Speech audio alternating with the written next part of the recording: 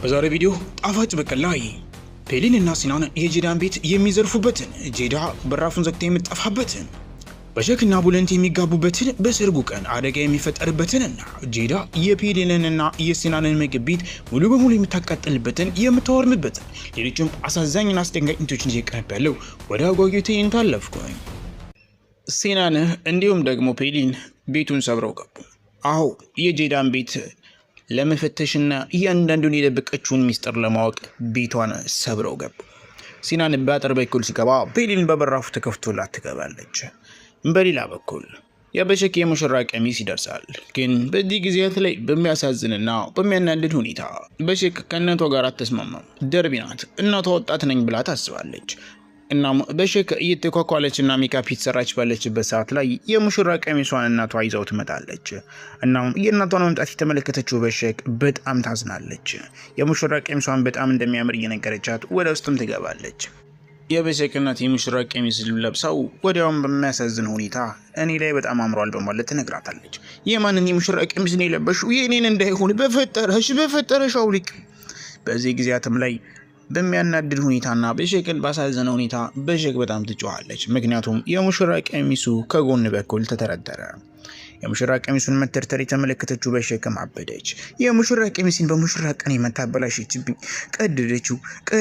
ተመልከቱ ልጄ እኮ ምንም ማለት አይደለም፣ እጅሽን ታስገቢበታለሽ፣ አልተቀደደም።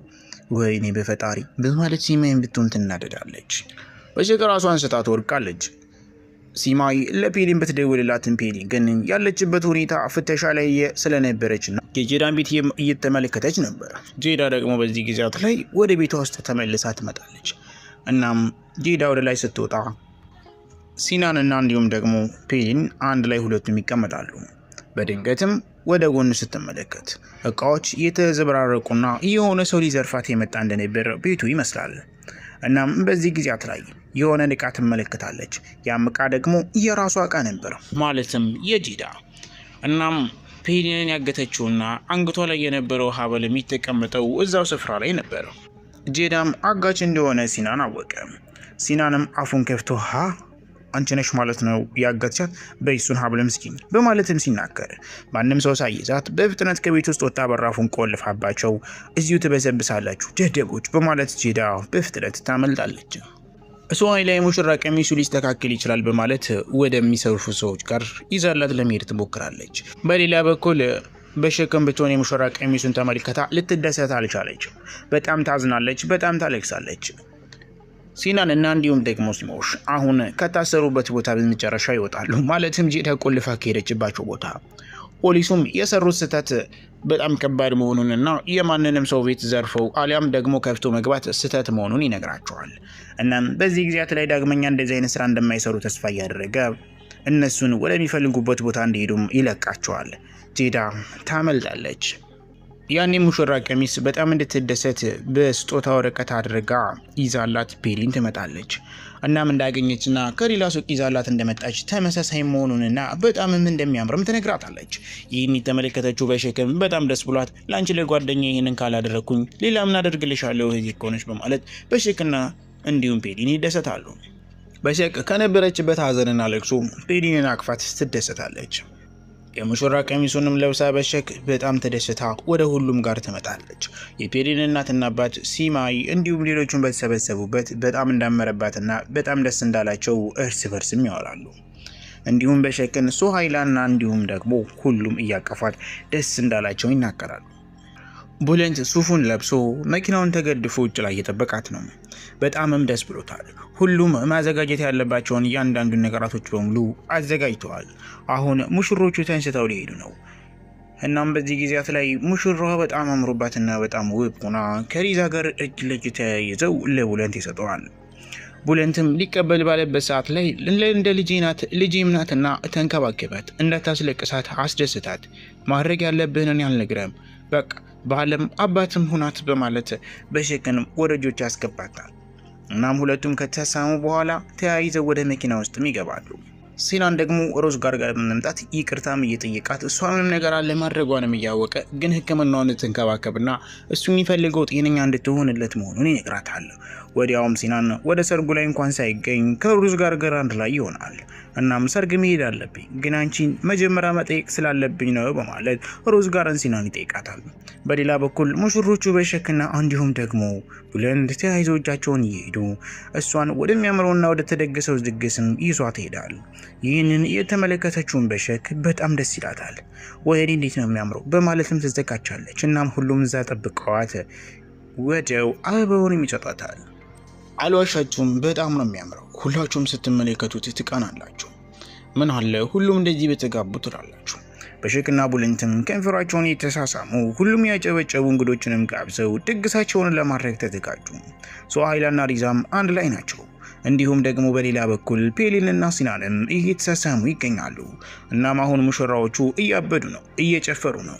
በዚህ ጊዜያት ላይና በዚህ ድግስ ላይ እግሮቿን ተጎድታ የነበረችው መሊሃ በክራንች የተጓዘች የቡለንት ሰርግ ጋር ትደርሳለች። መሊሃ የመጣችው ከልጇና እንዲሁም ደግሞ ከልጇ ባልካ ነው። በዚህ ሰዓት ላይ ሱሃይላና እንዲሁም መሊሃ ተጣልተዋል። ግን ቢጣሉም ወደ ቡለንትንና የቡለንትን ሰርግ ለማድረግ መሊሃ ትመጣለች። ወዲያውም ሱሃይላን ቆንጥጥ የሚያሩ ንግግሮችን ትናገራታለች። እርስ በርስም ሊጣሉ መሆኑን ያወቀችው በሸክ ሱሃይላን ዝም ስታስብል መሊሃ ደግሞ በሌላ በኩል ይዘዋት ይሄዳሉ። እናም አሁን ሰርጉ ሊፈጸም ነው። ሁሉም ምስክሮች ቀርበዋል። በዚህ ጊዜያት ላይ ሁለቱም ይፈራረማሉ፣ በደስታም ይጠናቀቃል። ሰርጉም ያማረና ያበደ ይሆናል። እናም በሌላ በኩል ደግሞ ሲናንና እንዲሁም ደግሞ ፔሊንም አንድ ላይ መጨፈር ተያይዘው ይጀምራሉ። በመካከል የተደሰቱና እየጨፈሩ ባሉበት ሰዓት ላይ ጄዳ ትደውላለች። ጄዳም ከደወለች በኋላ ሰርጉ ላይ በደንብ ተደሰት፣ ምክንያቱም ደስታህ ከዚህ በኋላ ብዙ አይሆንም። ሲና የምሰጥ ትልቅ ስጦታ አለኝ፣ እሱም ደግሞ በቅርቡ የምታገኘው ይሆናል። ፈጽሞ እኔን ማሳደድም ሆነ እኔን ለመያዝ እንዳትሞክር። ዛሬም የሰራኸው ስህተት በጣም ትልቅ ስህተት ነው። ምክንያቱም ወደ እኔ ቤትም ሆነ ወደ እኔ ቤት መቅረብም ሆነ መግባት አልነበረብህም። ይህ ትልቅ ስህተት ነው። ለስህተት ዛሬ ትከፍላለህ በማለት ትነግረዋለች። እሱም በጣም ተናዶ ለስህተት ትከፍላለህ ነው የምትለው በማለት ገደል ትግባ በማለት ስልኩን ይዘጋዋል። ግን ምን ልታደርግበት እንዳለችና እንዳሰበች አያውቅም። ጄዳ መኪናውን በመክፈት ከኋላ አዘጋጅተው የነበረውን ጋዝ፣ ናፍታና ቤንዚሎችን ወደው ማውጣት ትጀምራለች። በዚህ ጊዜያት ላይ በሌላ በኩል ፔሊንም ሆነ እንዲሁም ደግሞ ሲናን ምንም ነገር ስላልጠረጠሩ ሰርጉ ላይ ተመልሰው መደሰትና መጨፈር ይጀምራሉ። ይህ በእንዲህ እንዳለ ጄዳ መውጫውንም ሆነ መግቢያውን የቦታውን እያንዳንዱ ነገር ታውቀው ስለነበር በያዘችው ናፍታ ሙሉ የሲናንን ምግብ ቤት ማርከፍከፍ ትጀምራለች። እናም እያንዳንዱን ቦታ ካርከፈከፈች በኋላ ያንን ጸዲዮንና ፊሊያ የተባለውን ምግብ ቤት ሙሉ በሙሉ ታቃጥለዋለች በእሳት። አዎ ጄዳ ይህንን አደረገች። አርከፍክፋም ከጨርሰች በኋላ ላይተሯን ለኩሳ እዛ ቦታ ላይ ጥላው ትሄዳለች። ግን በዚህ ሰዓት ላይ በጣም ትጸጸታለህ፣ ታጽናለህም ተብሎ የነበረውና ሁሉም ነገር ገብቶት የነበረው በዛም ደስታ ተካፋይ የነበረው ፔሊን ጄዳ ምን ልታደርግን የሚለውን ነገር ማሰብ ይጀምራል። ምግብ ቤቱም በእሳት ጄዳ ለኮሰችው። እናም በመጨረሻ ፖሊሶችም ሆነ ሁሉም ይህ ኢንፎርሜሽን የደረሳቸው ያንዳንዱ ሰዎች ለሲናንም ሆነ ለፔሊን ደውለው ነገሯቸው ነው። እነሱም በፍጥነት ወደዛ ቦታ ሄዱ። ምግብ ቤቱ በሙሉ በሙሉ ተቃጥሏል ወይስ ደግሞ የተረፈ ነገር አለው? ቀጣይ በአጓጊ ትዕይንት እስከምንመለስ መልካም ጊዜ ይሁንላችሁ። እስከዚህ ለተከታተላችሁ ቻናሉን ሰብስክራይብ፣ ቪዲዮን ላይክ ማድረግ አትርሱ። ሀሳብ አስተያየታችሁን ኮሜንት ስፍራው ላይ አስቀምጡልኝ።